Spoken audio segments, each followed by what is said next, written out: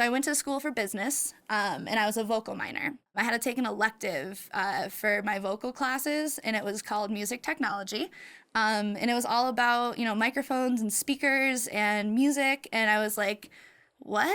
Like, this is something I can do. I don't know why my whole life in music, I had no idea that audio engineering was a thing. Once I took that music technology class, I changed my major to multidisciplinary studies, which is when 3 minors make up your major. We didn't have a music tech major program, so that's how I kind of finagled it.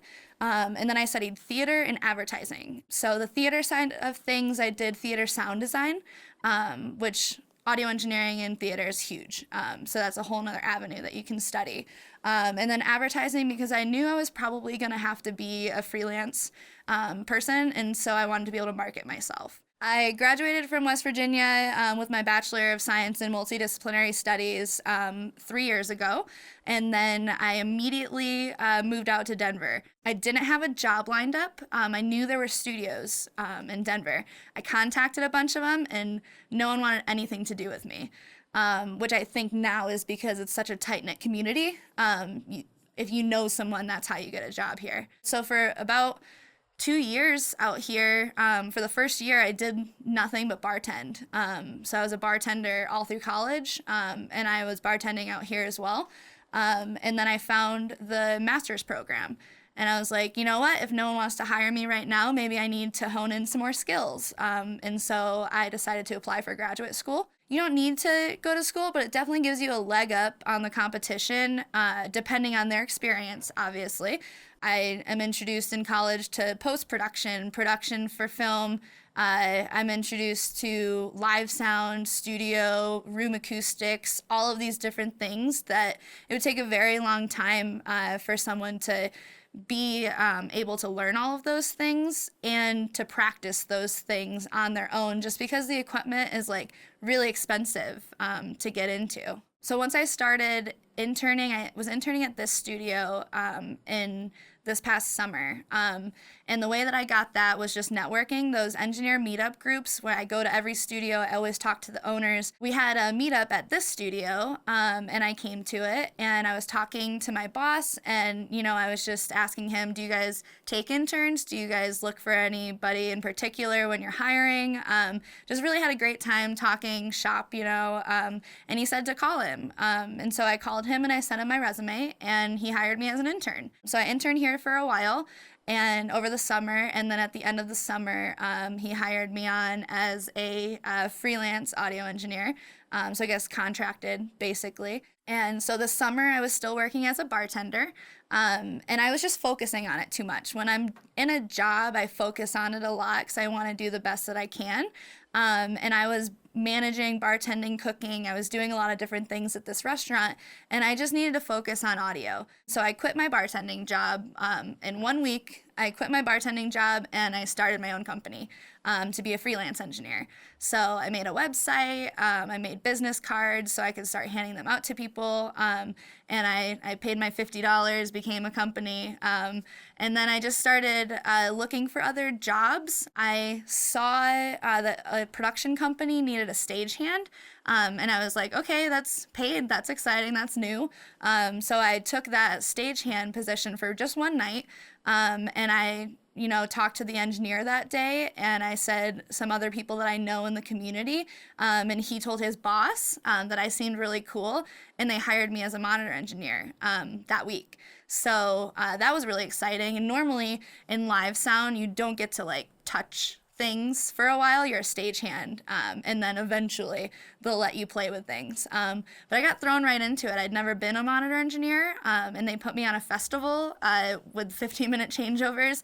My first time working on a live board, and I killed it. I did great. And so that helped me in that position. They own a venue in the area, and so I have my festival gigs, and then I have work at the venue as well. And then through the meetup group again, I had a connection with another live sound engineer in Denver who hires me to work at a church. On that meetup group, there was a posting for a recording assistant for classical orchestra recordings. I contacted the guy. I went up to Longmont and met with him, and he hired me as his recording assistant. And again, it's just like taking opportunities that you see immediately. The production side with film, I worked on a pro bono film with some friends this past summer, and the director of that film actually just started handing my name out like candy to people. Randomly, I got a call from a producer in LA, I got a call from a producer in New York, all asking me if I can do production audio for their gigs. And I was like, yeah, like that's awesome. And I'm wondering how they got my name. And I find out it's just from one connection where I did a good job. And so they give my name out to people. One other way, I guess, is that I've been getting jobs is production houses in Denver don't have audio people on staff. And I noticed that when I was researching different production houses on their websites, they didn't have audio people. So I just started sending them emails with my rates. If you ever need an audio person, let me know. And I've gotten a couple of calls from people that way as well. So just being super proactive is and saying yes to everything is how I've gotten where I am right now. Typical growth opportunities in audio engineering, obviously you'll start as like a stagehand in live production or an intern at a studio. And then once you kind of pay your dues and work for a while, maybe you get hired on as an engineer. In my case, since I bring in studio clients, my boss will supplement that also with the leads that he gets. The better I do at my job, the more leads that he'll give me. So that's obviously more money in that situation. Growth opportunities in live and basically everything in studio, again, is like if you catch an artist that's on their way to being famous, if you can ride that with them and continue to grow with them, then you can make a lot of money in that sense. Denver's not a huge place, but there's a good music industry here, and film. It's small, but it's mighty. So, if you do a good job, people are gonna hear your name. If you know a lot of people, even if you don't do a good job and no one knows your work at all, if they know your name, that's so huge because people are talking about you. Before I even worked anywhere and I was just in school, hanging out at studios, people knew my name and they thought I was great. And they never heard any of my work. And that's just from being a nice person and talking to people and going out there. So that's a huge part of it as well. I'm still figuring out exactly what I want to do in audio, which is why I do so many things. I really like doing everything. I love, working in live and then bringing someone back to the studio. That's super cool. And to make it even more full circle, it would be awesome to then maybe they want to make a music video and I can help on that side since I know all these film people. I think it would be awesome to work on a feature film one day. That would be probably the crazy goal that I have. I'd like to get a Grammy, maybe an Oscar one day. Those are the typical things that people in this industry work towards. But a platinum record, being an engineer on a platinum record would be awesome. I really want to go on tour at some point while I'm young, just because it's so physical and mentally it's really rough. People on large tours, they work for 23 hours a day, drive for a day on a bus, and then work for another 23 hours, and they do that every other day for 3 months. So it's rough, but you make a lot of money, you meet all of these people, you form a family with your touring crew, and I just think that would be really cool. If you're interested in becoming an audio engineer, just starting out, just do everything that you can. Say yes to every opportunity. Get involved in the Audio Engineering Society. There's conferences every year on each coast.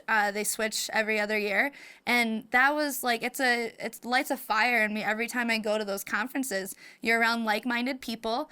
It's kind of tough if you're in a small town and you don't have someone to talk shop with, that's kind of what keeps you going and getting excited about it all the time. But there's tons of online forums. And again, just never say no unless you have a reason to, because you're doing something better. That was the advice that I got when, like, 2 years ago, when I was starting out getting into this for real, was just like, what else are you doing? Really, what else are you doing? Is it furthering your career? If not, then take the other opportunity because you're going to learn something, at least you're going to make a connection. And that's what this industry is about.